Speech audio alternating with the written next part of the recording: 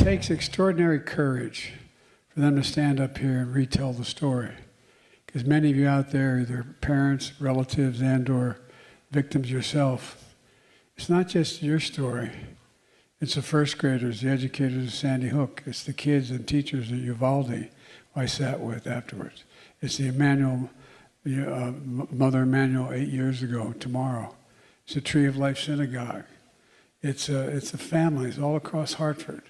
Not just the shootings that make the headlines, but every single day, every damn day in America, in areas that are poor, mostly minority, there's a mass shooting. And it never reaches the crescendo that it reaches other places. Every single day. And folks, there's a lot we have to do. And it takes courage to tell a story that you've been through because, you know, I spent a lot of time as president and I spent 30-some times visits and many more days in Afghanistan and Iraq. And I watch. You know, we have post-traumatic stress, they call it, for soldiers. What's the difference between the post-traumatic stress that a soldier meets in the hills of Afghanistan and a fourth grade kid meets in a classroom when they have to duck and cover?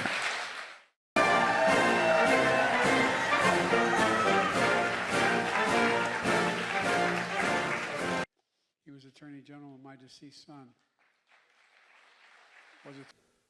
We all want our kids to have the freedom to learn, to read and to write, instead of learning how to duck and cover in a classroom.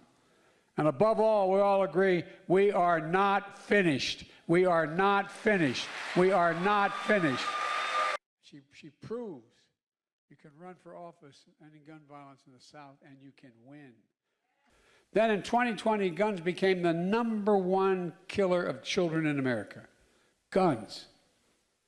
More than car accidents, more than cancer. Let me say that again. We can't let that just become another statistic. Guns, the #1 killer of children in the United States of America? Folks, it's time once again that we banned AR-15 rifle style weapons. High-capacity magazines.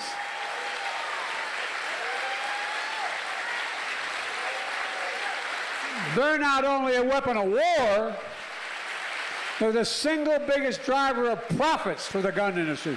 That's why they're selling them. Profit, profit, profit, the single biggest. That helped carry this movement, she's not stopping now. Well, ladies, we need to end immunity for gun manufacturers. We've got to hold them accountable. And it's time we establish universal background checks that require safe storage for firearms. This issue is critical. It really is. Look, you know, to the survivors and families, Jill and I. If this Congress refuses to act, we need a new Congress. Dollars to states and communities to make schools safer. We are sending dangerous weapons, particularly assault weapons, to Mexico. To Mexico. They're asking us, please stop it. Cut it off at the border. What in God's name are we becoming if we don't do this? Never yield. Never kneel. We never will on this issue. Never. Look, folks, a year ago, the conventional wisdom was we would never get any Republicans to support gun legislation, period. That was the conventional wisdom. And all the usual obstacles would block us once again. But it didn't happen. Instead, I signed into law the Bipartisan Safest Community Act, which you've referenced several times today, which many have described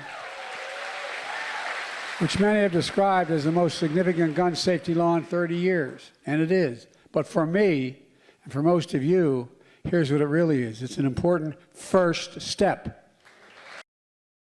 And I never will forget them. And I will never stop fighting for them, I promise you. God save the Queen, man.